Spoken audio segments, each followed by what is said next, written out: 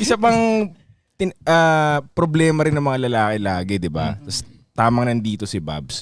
Curious ako nun kung gaano karami ba ang taong may scalp problems like dandruff. Kasi kayo yung nakakakita nun eh. Gaano siya katalamak. At anong sagot dun? Yun. Ako alam ko yung sagot dun, pero sige. G.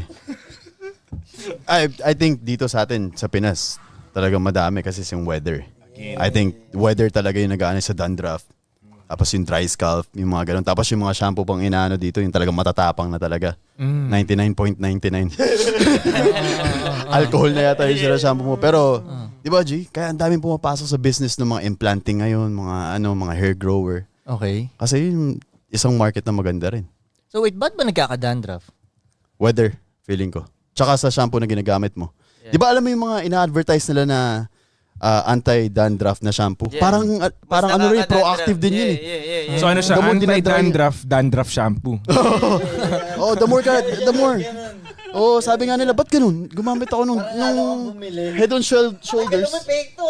Oo, hindi nga. Parang drugs din yun. Kagano'n ako dati. Parang drugs din, no? Oo, may gano'n ako dati. May scalp problem ako. Oh, tapos? Hindi ba kalbo lang ang sagot? Oh, kalbo. Tsaka... Sabi ko na nga ba eh.